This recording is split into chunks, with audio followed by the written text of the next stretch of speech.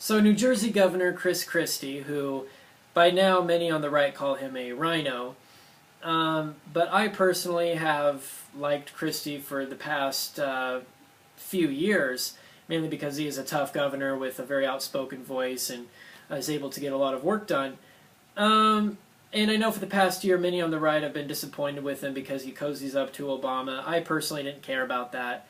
Up until now, he has gone after the libertarian streak in the Republican Party, Rand Paul and others, mainly because there is opposition to NSA warrantless surveillance of all Americans, which has been revealed for the past couple of months, mainly due to the whistleblower Edward Snowden and his revelations about the whole PRISM program and whatnot, and how the NSA is collecting so much data from the American people, and everybody is a suspected terrorist.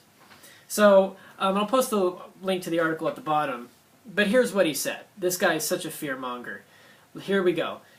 He says, in response to the Amash Conyers amendment earlier this week to the Defense Appropriations Bill, which would have definitely scaled back the NSA surveillance on Americans who were not suspected of terrorism,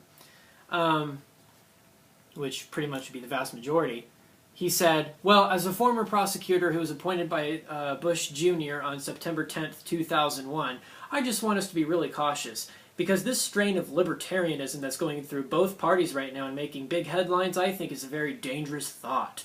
Asked whether he includes Paul, a fellow potential 2016 presidential candidate, in his criticism, Christie didn't back down.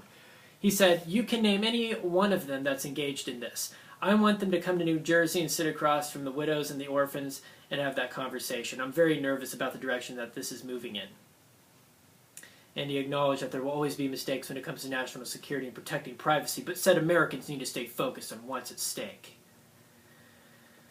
And he goes, I think what we as a country have to decide is, do we have amnesia? Because I don't, and I remember what we felt like on September 12th, 2001. So this guy, basically, his message to you is, if you prefer having liberty over security, and if you support the Fourth Amendment of the Constitution, and you oppose warrantless mass surveillance of the American people, and 300 million plus people are suspected of just doing anything, I guess, then that translates into you being betraying the victims of 9/11.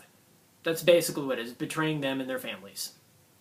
That's basically what he's saying. He's not going to say it in that way, but that's the message he's putting out there. He's using fear-mongering, number one, and pulling at the emotional strings, number two, completely blowing off any constitutional rights, completely blowing off major concerns, and he just wants to say, well, you know, it's all about how this program is so great.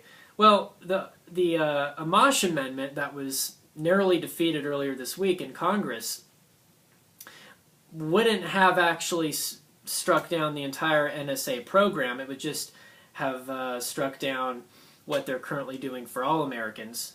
Anybody who's suspected of being involved in terrorist activities right now, anybody who's under investigation for being involved in serious criminal activity, surveillance of them would not stop. That amendment would have just stopped for, say, people like you and me who, you know, we're not Al-Qaeda. You know, so that's the whole point.